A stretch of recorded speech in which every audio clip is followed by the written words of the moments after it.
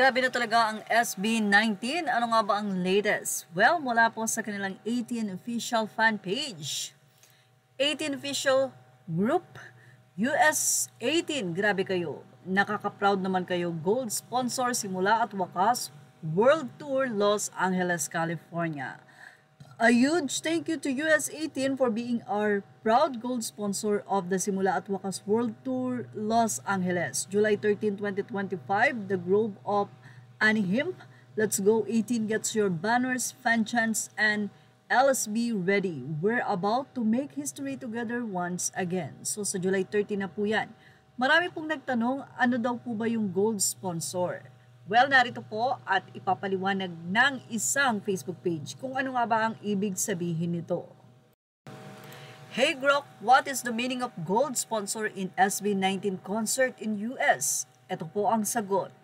A gold sponsor for an SB19 concert in the US or any event typically refers to a company or organization that provides significant financial or in-kind support for the event in exchange for prominent recognition and benefits. The term comes from event sponsorship tiers, where gold usually indicates a high-level sponsors.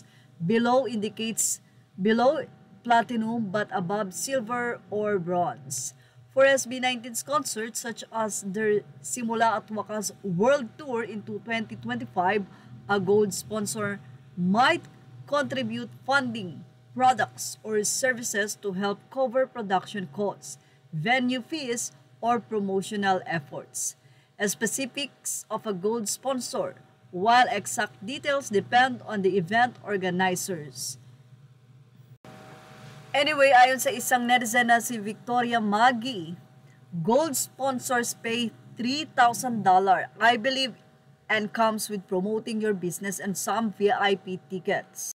So, grabe nga talaga ang kasikatan ng SB19 na talaga namang may mga nagtitiwala na mag-sponsor sa kanila at napakalaki ng binibitawan na pagsuporta para sa kanila.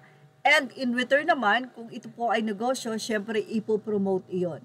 At syempre, bilang ganti naman din sa SB19 ay ang suporta naman nila, sabi nga, in kind or maybe in cash or yung gastos sa kanilang pag-travel or concert doon.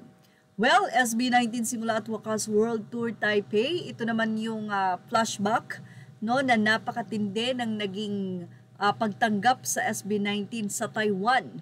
At nagkaroon nga pa ito ng tinatawag nilang Blue Ocean, kung di tayo nagkakamali kung saan ang lahat ay nag-open ng kanilang cellphone lights at doon nga ay nagkaroon ng wave or Blue Ocean.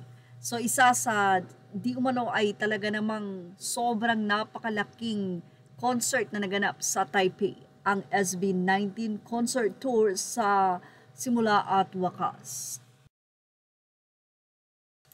Yes, kasalukuyan naman na nagta-travel na ang nasabi nga pong P-pop group, ang King of P-pop ng Pilipinas, ang SB19 papungo sa US para na rin sa kanilang pagsisimula sa sa Simula at Wakas World Tour concert nila. So napakarami na nga pong excited sa nasabi nga pong SB19 concert na magaganap nga po ngayong July. So mukhang matagal pang makakabalik ng Pilipinas ang SB19 since ito nga po ay World Tour.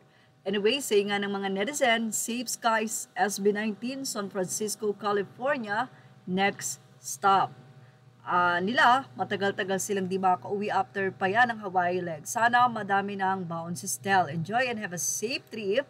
Good luck. Safe travel SB19 all the way to San Francisco and beyond. Can't wait for the next update.